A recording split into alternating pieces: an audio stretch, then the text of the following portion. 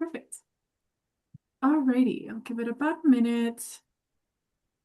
Hopefully everyone had a great weekend and they have some fun plans ahead. I'm going to go ahead and get started. Well, welcome everyone. Good afternoon. My name is Liz. I'm the Internship Programs Advisor with the USC Career Center. I'm joined today by Leilani and Elizabeth. If I could have you both introduce yourselves and your roles. Yeah, I'll go first. Hi, everyone. I am Leilani Renti. I am based out of San Francisco, and I am the lead recruiter for quite a few schools. One of those schools is USC, but I also lead recruiting for UCLA. I know that is a little bit of a territory for you guys, but I lead recruiting for both USC, UCLA, Stanford, and UC Berkeley, and strategically Claremont colleges. I've been with Accenture for about 6 years now, but really excited to be here for you guys. Awesome. My name is Elizabeth. I am based in the Los Angeles area. For those of you familiar, Woodland Hills is where our office is based out of. And then, of course, Inglewood, where SoFi Stadium is. So I am coordinator of guest experience with the Los Angeles Rams. I guess officially wrapping up our fifth season. Start of the new football season comes to us in a few weeks. So that'll be my sixth season. Super excited to be here. Not a recruiter specifically, but I do hire a team of 125 people every single year for our organization. So I do a lot of the recruiting process on the back end for this specific role, all the way from applications through the interview process, onboarding, training, and all of that. So fun position. It's very rewarding. Love my job here. Painful to make it as far as we did and not to the end, but it's a wonderful place to be. So super excited to share my wealth of knowledge for you guys and just get to know a little bit more about you.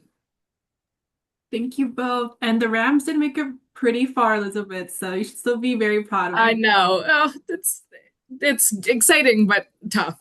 We're still grieving. Totally understand.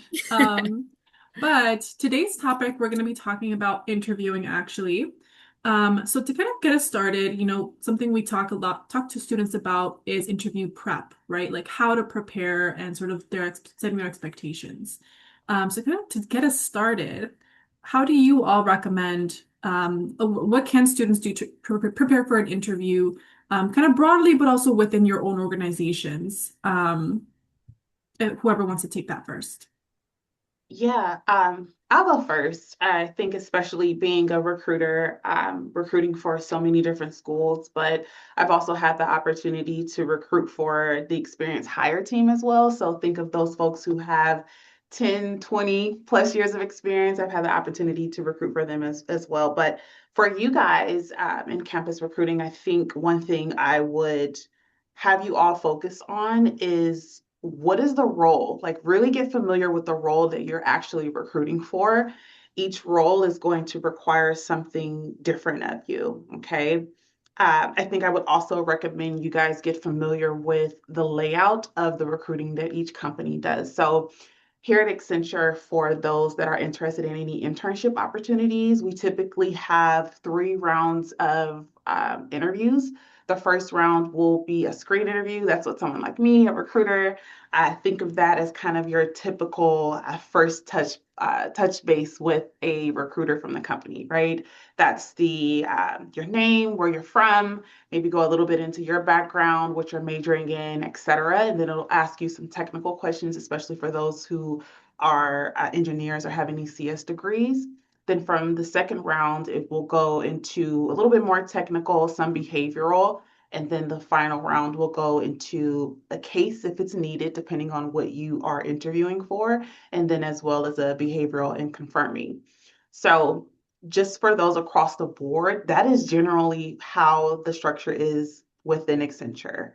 So I just kind of gave you guys the layout here. I know for other organizations, it's typically similar. You have the touch point with the recruiter, and then you're probably meeting someone from the team, if not, someone from a similar team. I would just say get really familiar with who you're interviewing with and what is the role you're interviewing for. I think that's the first thing I would recommend for students. Yeah, absolutely. I agree. I think to double down on being familiar with who you're interviewing with the best you can. I know sometimes a whole lot of information is not disclosed about who exactly you're interviewing with, but I think it's really important to have a general understanding if you have the names of their role, their title, their duration, and how long they've been with the organization, and maybe a very general understanding of kind of what their ladder looked like for them. But additionally, I think really important to do a thorough job of reading the job description. We here at least try to do a pretty decent job of really putting as much into the job description as we can. Of course, there are always things that will come up in the job as you do it that may not have been listed. We can't encapsulate every single detail. And maybe there are some things that are a lot smaller than they seem on the job description once you're doing the actual job. But I have noticed in certain interview settings that I will get people who sometimes seem like I don't even know if they knew what job they applied for, which I understand all you have in front of you is a job description, and that doesn't give you a holistic understanding, but it does give you a pretty good general idea of what you'll be doing. So I think, as silly and as basic as it sounds, people sift through the job description very quickly. Be as thorough as you can leading up to the interview. Of reading through it, understanding what is asked of you. It'll also help you develop questions throughout the interview if you have any after. That will make you feel confident that you are interviewing for the correct role for yourself, and are ready to take on this type of role if you do get the job. But it'll set you up for success so that the interviewer also has a good understanding that you know what you're getting yourself into and are not just blindly applying for jobs and taking interviews even if you are not entirely confident at what you're doing. So I think, yeah, really doing just that general knowledge. We don't expect you to be 100% fluent in the organization that you're applying for, but just giving yourself that setting yourself up for success in that way of looking into the background is important.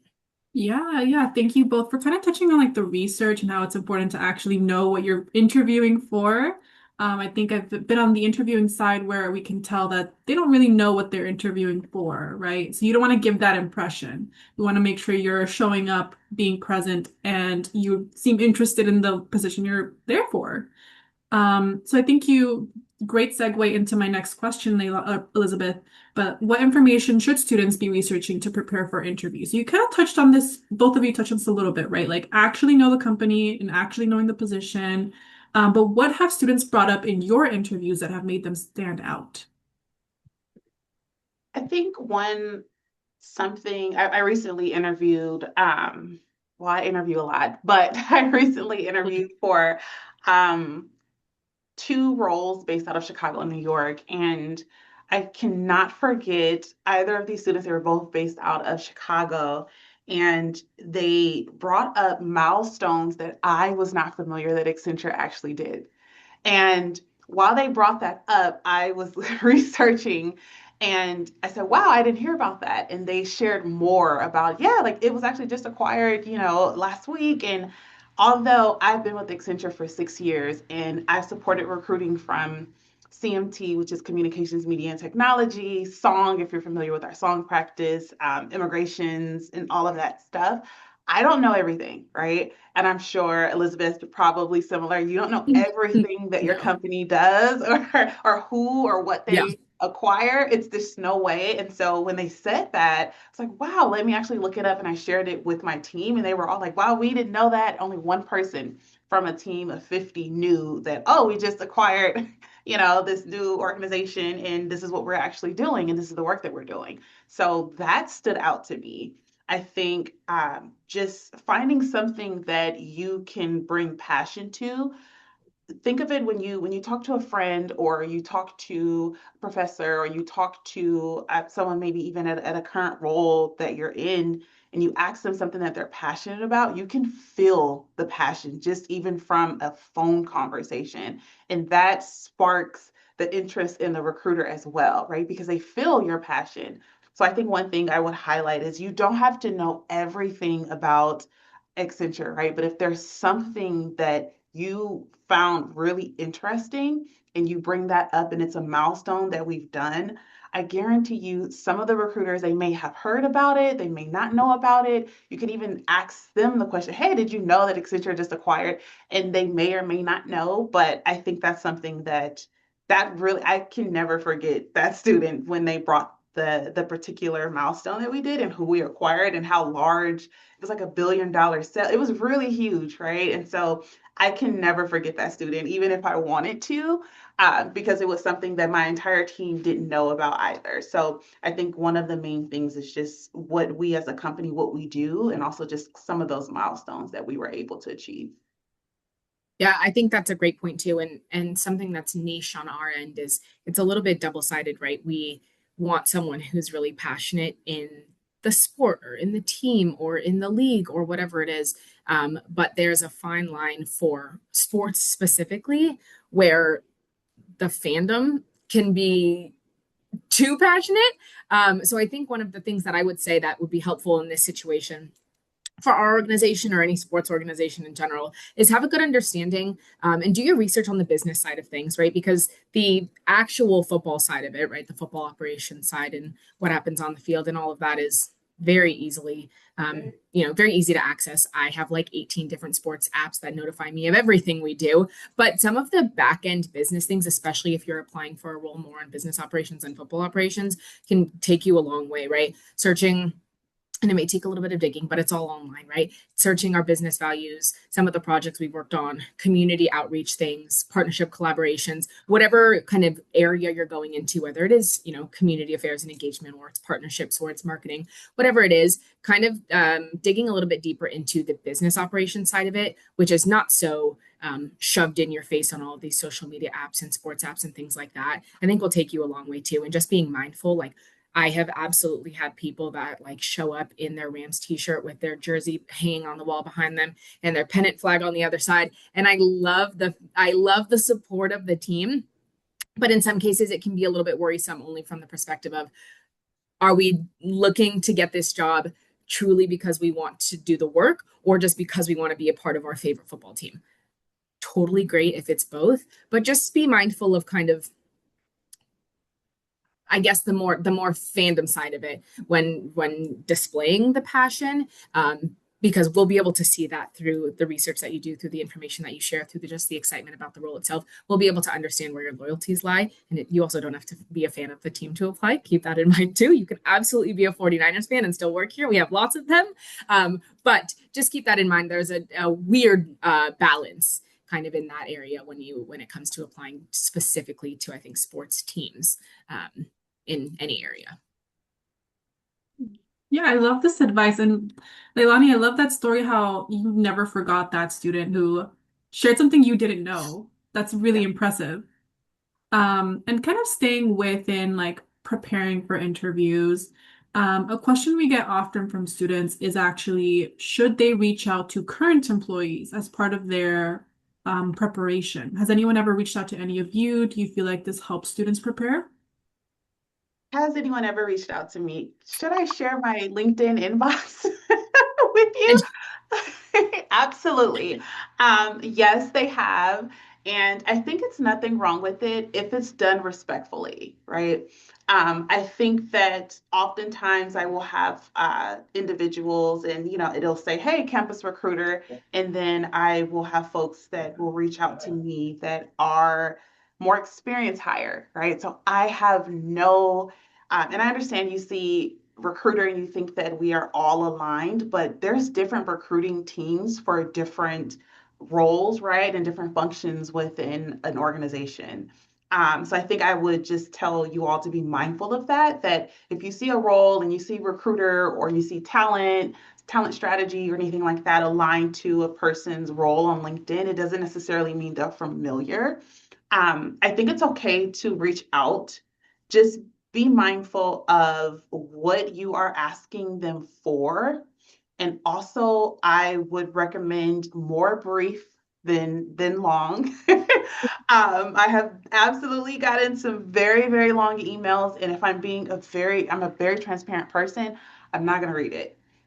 This is someone who I haven't had a relationship with, and I have a lot of other opportunities and things that I work on. So if I'm getting that first initial email, if it's the shorter, the better, right? And I have tend to respond to some of those when I do have a moment, but just be mindful of who you're reaching out to and what you're asking them to do. I think it would also be best to actually reach out to someone who may be aligned to the company that you want to work for and ask them. I have had opportunities and helped other folks with opportunities because sometimes it's not what you know, but who you know. And you get to find out how the organization recruits. You get to maybe even get invited to the office, or you can do your own networking from there. I think sometimes that's a better opportunity because if I'm being forthright, I have so many roles that I'm recruiting for, and maybe even today when I go check my LinkedIn, I cannot name you how many people reached out to me just asking about different roles that I am not aware of. But if I have a colleague that I know, they reach out to me and they say, "Hey, I have this person that I know." Who am I most likely going to respond to? The colleague that I already have a relationship with, or the person that I haven't had a chance to meet that sent me 3 to 4 paragraphs on LinkedIn that I haven't had the opportunity to meet with. So I would say yes, just be respectful, just be mindful that they're not ignoring you. Us as recruiters, we get, and even managers, right? We get reached out to by so many different people. And it's not that we don't want to respond. I think sometimes it's just best to see if you can get connected with someone who maybe is not the recruiter, but maybe they work for the organization and they've worked there for a really long time. Sometimes they can actually answer the questions for you as well outside of the recruiter. But yes, just be respectful, just be mindful, and just be considerate of both of you guys' time as well. Yeah, I completely agree. I think that respectful and mindful is important. That's the first thing that popped in my head is like keep it short, keep it concise. I will not, just same thing that Lilani said, I will not open a 3 paragraph LinkedIn message. I will be honest too. I am terrible at LinkedIn. Like I do not check it as often as I probably should. But it's certainly if it's lengthy and again, like we have not yet established that relationship, it doesn't mean I don't want to. It just means that having to I should say I will not respond to you without being thorough and giving you everything I can, which means that if you send me a 3 paragraph message on the first time we're communicating, that's going to take a lot of effort and a lot of energy because I would want to put my best foot forward for you. And it's likely that I just don't have that in my wheelhouse right now to take care of that. So again, it's not that we don't want to, it's that we would want to give you our best, but that's not necessarily the most practical. The other thing I'll say super quickly in regards to and in relation to being mindful of who you're reaching out to, I also think it's important to understand titles and rankings. Don't just it sounds harsh and I don't mean it to sound harsh. Don't reach out to an executive vice president and say like, hey, can we connect for a 30-minute chat? Be aware of who you're reaching out to, especially if you're applying for a starting position in an organization or something similar. Don't be the person that reaches out to someone at the highest level, a director, a VP, an EVP. They don't have time and they will not respond. It will probably only make you feel kind of cruddy because you're not going to get a response, but reach out to, kind of like Leilani said, other people that have connections within the organization, people that are in similar roles that you are applying for, another coordinator, another associate manager, another intern that is already working in the organization, and pick their brain. They probably have just gone through the process that you are about to go through, so they will have the freshest insights as well. But you are much more likely to get a response from those people than reaching way, way, way too high to someone whose responsibilities are far past, responding to a LinkedIn message. And that's not to say they never will. And that's not it's not a I don't know, a look on their character at all. It's just that their responsibilities versus others are different, and they probably just do not have the time nor the energy to respond to those. Again, also probably getting 25 of them a day. So be mindful of the people you are reaching out to too, in a sense that you want to make sure that it's people that are in similar levels of the position that you're applying for, if that makes sense. I want to add on to what you said because it just reminded me of something. I work with a lot of like MDs, so managing directors, right? And I see how they review and read emails. They are not reading anything long.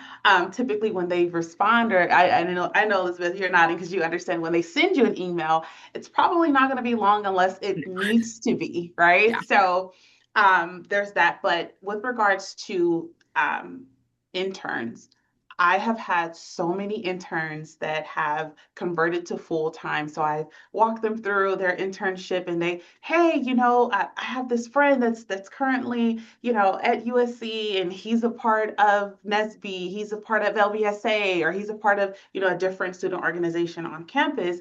And hey, we want to partner with you guys. Okay, great. Can they send me over the sponsorship package, right? So I think what you mentioned is just having that relationship to someone that is in a current role that you want to be in. Oftentimes, they may know of the person that they can introduce you to, and that is going to foster a way better connection than Yep. LinkedIn can. And it's because, that individual reached out to me, and oftentimes we do favors for one another, right? I know in work when I need volunteers for campus events, it's plus ones, right, that we're doing. I know, Elizabeth, today this is something that we're doing outside of, we're both in an office setting. I know this looks Yeah. like a fake background, but it's a real background behind me. We have our own work that we're doing. And I had someone today that said, hey, I have something with this campus. Can I talk to you? Can I pick your brain about it? So just be mindful of that. But if you know someone that is an intern and you're like, hey, I don't know who I should reach out to that intern first. They're probably going to do a good introductory to the role or to someone that is in a company that you want to work for. Mhm. Yep. I love all of this advice. I think it's really reaffirming how we suggest, like, your recruiters, you get a lot of LinkedIn messages. It's hard to say whether or not you're going to respond. And sometimes the best preparation is with folks who are in the positions that they want to be in, right? They can really speak to the job, they can really speak to maybe possible interview questions, and they're not usually bombarded with the like recruiters are on LinkedIn. So great advice, Elizabeth and Leilani. And I think I want to shift now a little bit more to, during the interview. So as we think about like when you're interviewing, we suggest professional dress, right? So what should students be wearing to interviews? Is there such a thing as overdressed or underdressed? And what kind of impression does this give you of students? I would say yes and no, or yes, but, right? I think it's important to be mindful of where you're interviewing. If you're interviewing in fashion, you're probably going to wear something that is maybe not too loud, but it's going to show your personality just a bit. If you are an engineer, you're probably going to dress a little bit different. But when in doubt, I would say business casual, right? If you feel like you are underdressed, you may be underdressed. If you feel like you are overdressed, you may be overdressed. It's just based on how comfortable you are. I know for me myself, I love comfort, but I also love a little bit of fashion, and I also love to showcase myself through my clothes. But I think the main thing I would start with is business. You cannot go wrong with business casual. I would say if you are an intern and you are interviewing, I don't think you need to show up in a suit. I think it is very adorable to see you show up in your suit, but it's not a necessity, right? A sweater is completely fine. A collared shirt is completely fine. I have on a silk blouse today, right? So I think just be mindful of the organization that you are interviewing for. Maybe even look up a lot of the organizations, maybe even some. I know at Accenture we have like a lot of videos on YouTube that you can see from different events, so you can see how the individuals dress in office. Even today, a lot of us are dressed very differently, but it's because some folks, we have a studio lab here, so some of them are engineers, some of them are on the production team. So and they all look exactly alike. You can kind of tell them apart. But when you are coming in an interview, I would one, make sure that your clothes are clean, that they are professional, that you are covered to your best ability. I definitely want to be mindful of weather as well. So there's nothing wrong with the skirt, there's nothing wrong with the blouse, but I would say the more professional, the better. But when in out, blouse, top, slacks, cannot go wrong with that. Yeah, I completely agree. I think it makes me think of when you said, an intern in a suit. It always makes us laugh because a lot of us have been here for a long time, but a lot of us are new. We've got a lot of people that are always circulating through here, and we always laugh because every single one of us showed up on day one in a Yeah. blazer. every single one of us. And now 90% of the office is in leggings and a hoodie today. So Yeah. it is, you kind of earn the right to jump into that casualty, but it's also part of learning the organizational culture, right? We're a sports team. So I would say, generally speaking, compared to most organizations, we are a lot more casual, right? You're not usually wearing leggings to work, you're usually wearing them to the gym. But here it's a little bit different, especially if you're on the football operations side. I've never seen them in a pair of pants that isn't athletic. So it makes sense. And it's kind of, again, understanding, like Leilani said, understanding where you're interviewing, who you're interviewing with, what their kind of organizational culture is, but it's also something you learn as you go. So I think that showing up for that initial interview or throughout the interview process in that business casual, looking put together, looking like you just made an attempt. Each one of us will look different. Our hair is different. Our makeup is different. Our style is different, right? We're not expecting to have everyone conform to a certain look, but it's just that effort, I think, is mostly what that portrays. It's just that you look like you care, and that's kind of all we're looking for. And then if you get the role, as you journey into the organization, you meet people, you understand your department. Like Leilani said, everyone kind of looks a little bit different. You can kind of figure out which department everyone's in. Then you can, spruce it up, spruce it down. You can adjust from there. But I think at the beginning, taking that extra step to just look like you put some time and you dedicated some energy into looking put together, I think that will never hurt you. It will always just help. It will always serve in your favor. I do want to add one thing too, and I think that there are some candidates that do this really well, and there are some that do not. As a recruiter, I'm an in-house recruiter, right? So it means that I am not working with an organization to find folks for their roles. I specifically recruit for Accenture and Accenture alone. I am here to help you as a recruiter. If you have any form of disability and you need additional assistance, please tell me so that I can make sure that we get you help along the way. I have had people ask, hey, what do people wear in the office, right? There are some people wearing Nikes and Jordans today, right? I have on booty heels. You can't see them, but I have on like really green crocodile booty heels today. So everyone dresses a bit different, but ask your recruiter. Ask like if you're going to move through the process, like, hey, what does the dress code look like in office? And they're going to tell you, we're here to help you. We don't want to see you fail. We want to get this role closed just as much as you want to be in the role. So I did want to share that as well.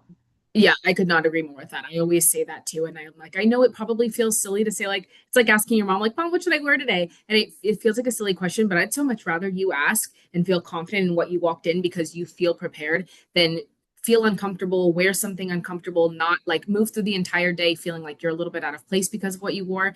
Ask me a simple question. I would have asked the same thing. And I definitely did ask the same thing to my previous manager multiple times. I was like, are you sure these pants are like professional and okay? Like, I just want to make sure I'm representing well. It's also an additional sign that you care and that you are putting in the effort to make sure that you're putting your best foot forward. So I completely agree. It's never a bad thing to ask. And if you feel silly, say, like, I feel silly asking this. I'm sorry. I just want to, make sure that I'm doing everything right. And we have all asked those same questions and had those same thoughts and feelings. So I just wanted to double down on that one because I completely agree. I love that advice about asking. Because our recruiters here know that you're all college students, probably entering your first internship or first job. So, you haven't quite learned the office culture yet. Never hurts to ask. And I love that you both kind of echoed the same idea that you have to learn the office culture first, right?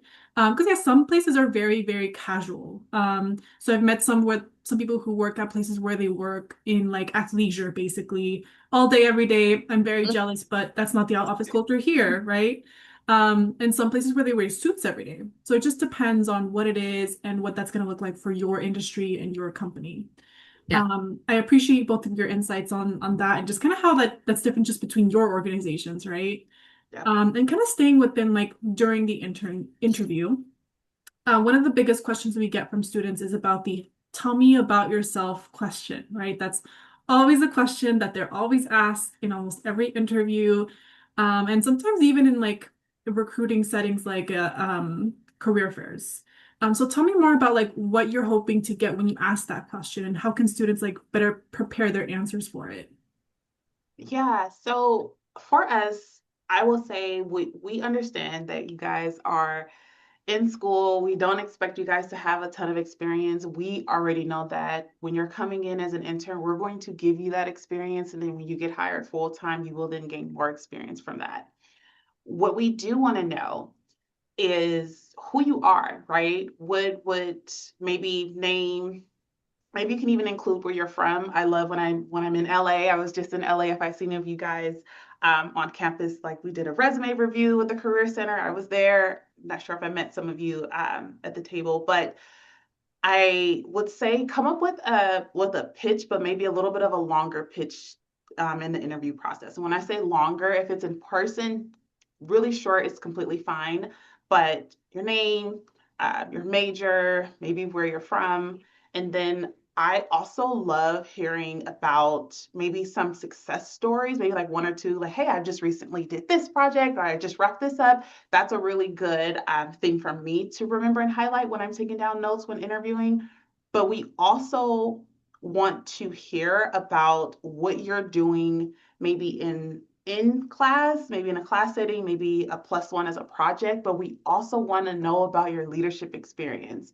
I cannot tell you the amount of times I've met students who were a vice president or a treasurer of a student organization, and it is not on their resume. And I have no idea until I actually talk to them, which is great that they got here in the interview process, but that could also be another highlight that you can also share and tell me about yourself. I will also add a little, I guess, like plug on myself.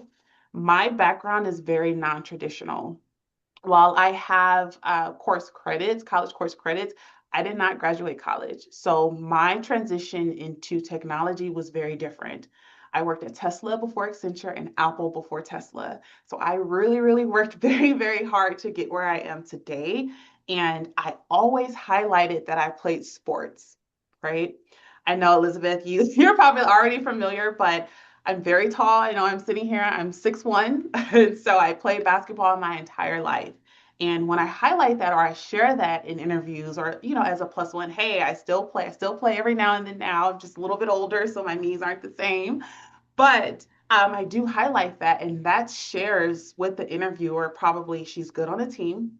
She Mhm. probably knows how to pivot and probably maneuver during difficult times. And I do, right? But it also shares a little bit of my personality as well. I love when I hear about different sororities or fraternities that the students are a part of. I love knowing about maybe, I think there was one person that's currently a part of the Olympics for one of my schools, right? And so when I heard that, I was like, wow, oh my gosh, like what? He's like, oh, I ski. And I was like, oh, that's amazing. So we want to also know about you as an individual as well. So yes, your credentials, that's amazing, that's amazing. But then who are you as an individual and what are your passions? I think that's good as well.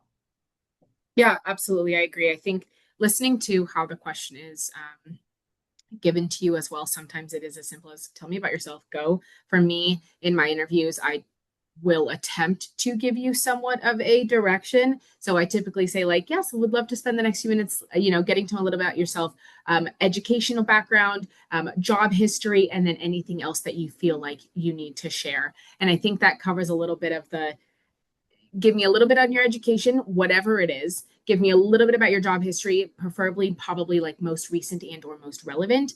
And then kind of like Leilani touched on, that kind of wow factor that kind of identifies you and separates you from everyone else. Something I will say, and this has happened before, is when I say, give me your educational background, do not start at kindergarten, please. We do not have time for that. And I have literally had people start at elementary school. I won't even know where your school is located. I won't know where your junior high was located or your high school. I can guarantee that. But stick to recency and relevancy when you're doing this because you typically don't have a whole 30 minutes to speak just on yourself for that one question. Hit me with what's most recent, what's most relevant. And then, like Leilani touched on, give me a little bit about yourself. That will also, in group interview settings, especially, separate you from other people. The team sports thing is huge. Again, it shows that teamwork. It can potentially show leadership depending on your role on that team. It can show the ability to, like Leilani said, to pivot, to problem solve, all of these different avenues. And it will help me remember you, right? I grew up dancing my entire life. So if someone is like, you also never know what your, the interviewer's background is either. So when someone says, oh, I grew up dancing, I'm like, oh, I can relate to that so much. I understand the work ethic, the grind, the determination, the ups and downs, all of that stuff. Suddenly I have a much better understanding of this person's character. And they only said, 3 words. I was, I danced, I to whatever. So that piece really helps you distinguish yourself from other people as well. And I think it's ultimately just sticking to one or two. It's kind of that uncomfortable question where it's like, introduce yourself and give a fun fact. Give a fun fact in a way that helps me remember who you are. I will make note of that on paper or on my laptop, whatever it is, and then down the line, it's also something that we can use to further establish a personal connection, right? Whether you get the job or you don't, like, oh, that's Elizabeth. I remember she grew up dancing. She wasn't the best fit for this role, but I remember this. She'll be great for this role, or she did get the role, right? And now, as we continue to create more of a collaborative relationship, we can also touch on those things too. And tell me more about that. Maybe we have things in common and things like that. So it will serve you not just in that 30-minute hour interview, but down the line as well. And that's something to give thought to, because you will think, oh, it's easy to talk about myself. And then you will get there and you will panic and you will suddenly not know anything about yourself. So give that some thought before you jump into the interview, the same way you would research the job or the interview or read the job description. Give some time to actually think about yourself and put it on paper, because you will get to the interview process and likely forget entirely who you are. So helpful to have that written down so you don't panic as you're sitting there being asked about yourself. I would add to that, like practice it, like with a friend or with someone who maybe knows a Yeah, little bit about you, right? Because sometimes, like, someone who knows your work history or your involvement or something, they could be like, why did you talk about how you're like president of this organization? Right. So totally. I would add on to I like I have done so many mock interviews with friends that are engineers, and I'm like, why did you not share that you were on 24-hour on call for the past Mhm. month? And they're Yeah. like, I completely forgot. So I think that's a really good call. I just had to share that yes, like please practice it with a friend. Yes, exactly. It's like people forget their own accomplishments. So I would suggest like practice with a friend, practice with someone who knows a little bit more about your like work or experiences. Because they'll probably remind you of something that's either relevant or that you're not like putting enough emphasis on. So Yeah, certain things too that we do, we may think of like, oh, well, that's just part of the everyday. I'm just used to Mhm. it. And other people will be like, that may be part of your everyday, but that's still incredibly impressive, or, different things like Mhm. that, where we just have different perspectives on the things we do. And other people may see that and be like, that's such an amazing piece of you. You need to share that. So I like that, Liz. I think that's important to get people's feedback on yourself too. It's good. It's helpful. Yeah, yeah. And before we get into like the last few questions, I just want to remind our audience, if you do have questions for our panelists, please put them in the Q&A section and then we'll try and get them to them at the end. So as we kind of move towards our last few questions, thinking about like after the interview, our students have heard different things about thank you notes. So should students still send thank you notes? What are your takes on that? Yeah, I think that I like receiving thank you notes. Some of the thank you notes that I do like receiving is when they point out specifics in the interview.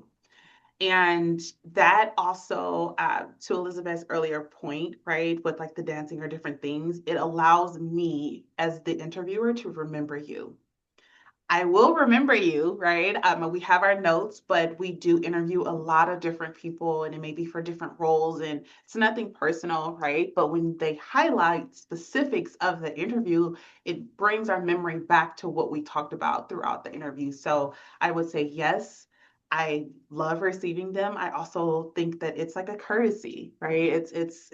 I think that it's not a negative if you don't send it, right? I don't look at candidates Great. if they don't send me one, like why didn't they send it? It's not an expectation. It's just nice to have and nice to receive, but also I've had students share, oh, I love to hear that you went through this and you were with this organization and you did this and this is how you worked your way up. And I was like, wow, okay, like this person really paid attention throughout the interview. So I do like receiving them. I think it's nothing wrong with it. And also, since I am a recruiter and I work on many different recruiting teams, a lot of us share that we do like receiving the thank you notes. So across the board, I think it's nothing wrong with sending that. I completely agree, and I like that Leilani mentioned that it's not necessarily a bad thing if you don't. But I always make note because I keep a lengthy Excel sheet of everyone I interview each year because it's a tracking nightmare. But I will always add a little, send thank you note just right next to the name, just as I will not write didn't send thank you note and be petty, but I'll put a little note just like, oh, sent a thank you message. And I think to our previous conversation on reaching out to people, keeping it nice, short, simple, brief is perfect, right? Please don't send me a 4 paragraph recap of the entire interview. I promise that I took notes and I heard you, and hopefully you heard me. And if you have questions, that's fine, but don't summarize the entire interview. Just a quick thank you. I like that you said, Leilani, adding a nice little detail in there of a specific from the interview is something that's super helpful and again helps you stand out. But I also agree there's nothing wrong with it. Like I said, I always put just a little note next to the name as an additional reminder. I think it's just a nice little bow to the entire process. And it's just like you said, it's kind of courtesy. It's like saying thank you after something. I think it's just thank you so much for your time. I look forward to hearing from you. Wish you all the best. The end. Doesn't have to be anything crazy. But I think it's appreciated. And don't be offended if you don't get a response back, but know that it does mean something to us. We don't always respond to every thank you, at least on my end, especially if we're getting a lot at one time. But I will try my best to send a thanks for your thanks, and also put the bow on my end. Yeah, we always say it never hurts, right? So it can only So help you, right? And then we did have one question in the Q&A. So we'll ask this question before I ask my final question. But one student asked, how often are the cold emails sent to recruiters read? So I'm assuming they mean like probably the LinkedIn's we talked about earlier, right? yeah. So if any of you could speak on that. I can't share like specifics or metrics because every recruiter is different. So just for some clarification, some recruiters are also sourcers, which means they probably live on LinkedIn. So you guys have probably sent emails to recruiters and they respond right away. Or maybe they post roles all the times. Oftentimes, those recruiters are actively on LinkedIn and utilizing LinkedIn to source and find candidates. I did that a few years ago, so I was always responding to individuals. Now, with recruiting for about 5 to 6 schools, and flying back and forth between NorCal and SoCal, and then also, of course, being on campus, I'm not always able to respond right away. So I will say, when in doubt, maybe just go half and half. Just assume that it's about 50%. I have had folks from India, the Philippines, and all across the globe send me emails looking for things. And I'm like, there's no way that I can respond or read them. There are some of them that I've actually just got back to from the beginning of January, right? I was going in there looking for something specific and then I seen something that stood out. So I do just want to emphasize that it's not personal if they do not respond to you. They're not picking and choosing. It's just a lot of them. And also, it's not just LinkedIn. I also have people that find my email and email me as well. So it's also that I get those. But just to answer your question, there's not like a definitive answer. I can't share any specific metrics, but just be mindful that some recruiters, part of their role is actually sourcing. So some of them may be able to respond right away to your message. For the sake of time, before we move on to the last question, I want to give Leilani and Elizabeth the opportunity to speak on any roles or opportunities, or if the students can contact you, if you want to speak on that for a little bit before the final question.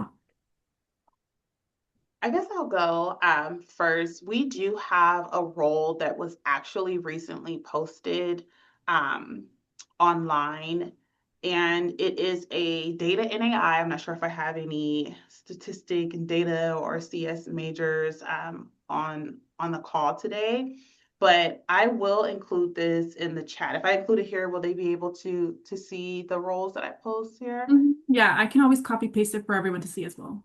That would be perfect. So we do have a data and AI role. Let me actually include the links as well. But we do have a data and AI role. It's essentially a summer analyst role that will be based out of San Francisco. So if you do get the role and you get hired, you will be working out this summer. It is for sophomores and it is for juniors as well. All of the requirements will be in the description as just like graduation dates. That's typically the requirement as well as the majors, etc. And then I do want to plug in just kind of like our general career sites for students that we have. So a lot of times students will go on the general career website, but they won't be mindful that that career site is just for the overall company. And you will see something that will say specialist or um, you will see something that will say consultant and you think that it's very junior and it's not, right? So here at Accenture, we work on management levels. So an intern or an apprentice will come in at a level 12 or 13, but that role as a specialist or a consultant is a level 9 or 8, right? So it's a little bit higher. So I do want to include both of those links there. And outside of that, I guess I will connect with you, Liz, just with regards to maybe like a post coffee chat so that students can pop in and out and I can just answer some more Mhm. one-on-one questions as well Mhm. for them. For sure. And then Yeah. Elizabeth. Yeah, for us, so we use Teamwork Online. I'm happy to throw this in our chat too. I don't know who's all getting this, but I will send it. We use Teamwork Online. It's a very common job page for sports teams, sports organizations, and the leagues. So I just included our page here. We are about to jump into the depths of our internship positions. This is kind of my favorite part about being able to share the back end of our process. Our internships are basically full-time roles, which is wonderful for students that have graduated, not the easiest for students that are still in college. So a little bit of a fun thing about our internships is that most people worry that if they're not still actively in college, they don't have a shot. For us, it's actually, if you're actively in college, it's probably best that you wait a little bit just because we are on 9 to 5, Monday through Friday, plus all of our overtime and game days type of internship organization. So all of our internships usually open up early springtime following the end of the season. I would say usually a month to a month and a half after the conclusion. So you'll see a couple of them up right now. I think we have a video operations internship up there and a couple of others right now, along with some full-time roles. But that job page will have all full-time, part-time internship and fellowship roles on there. A few to look out for. My specific role that I hire for, which I included on here, is not yet posted. That is the Rams Ambassador role, which is an extension of our guest experience team. That is a team of 125 people, which means I get to interview a lot of lovely faces and hire a lot of people, which I love being able to give that many opportunities into our organization, which is something I'm very grateful for. Another internship that may interest you, for those of you that are still in school right now, is our training camp internship.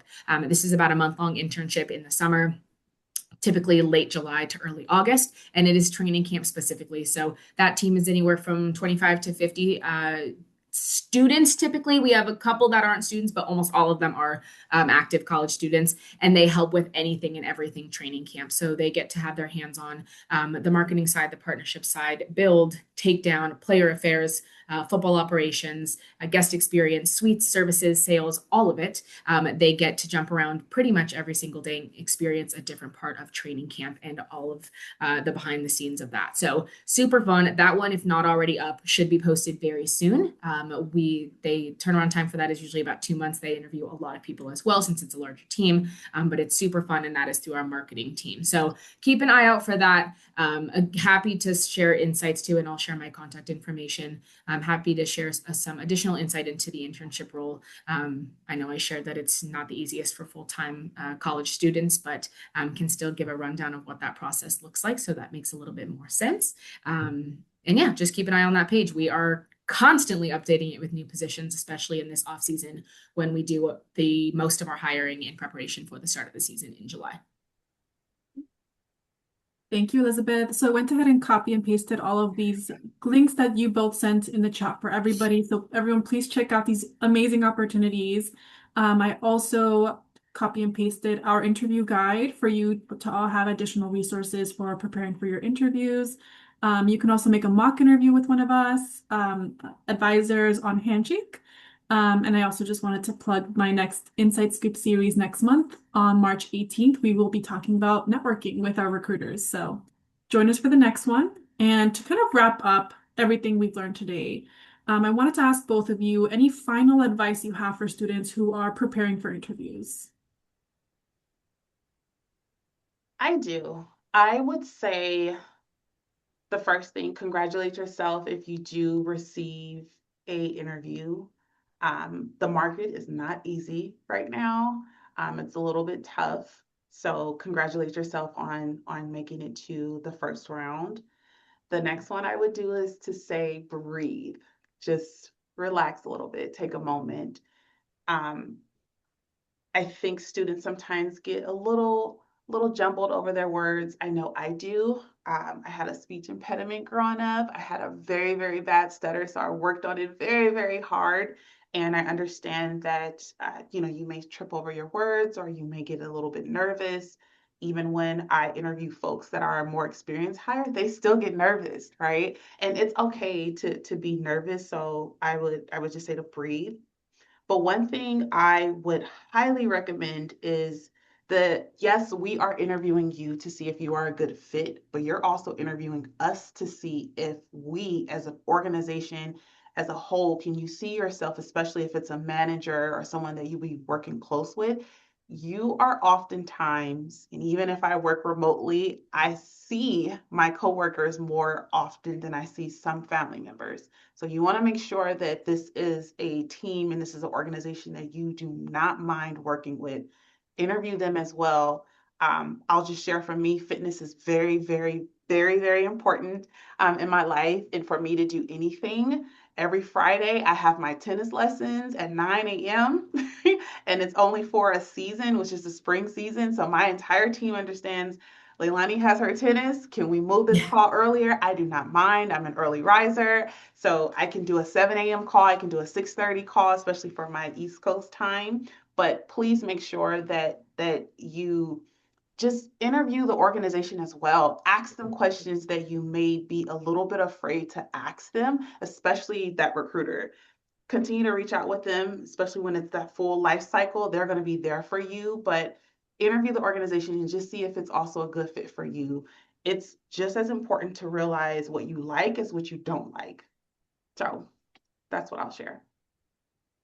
Yeah, absolutely. I agree. And I like that you touched on in the beginning, kind of celebrating your wins in a sense, right? Be proud that you even got the interview.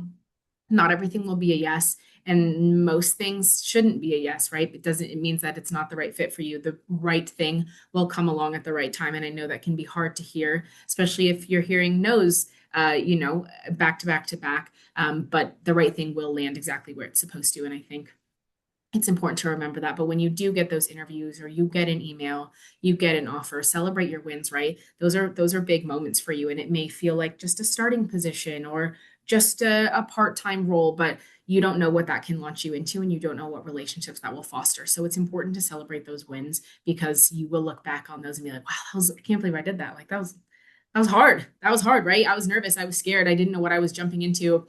There are so many different factors that play into it.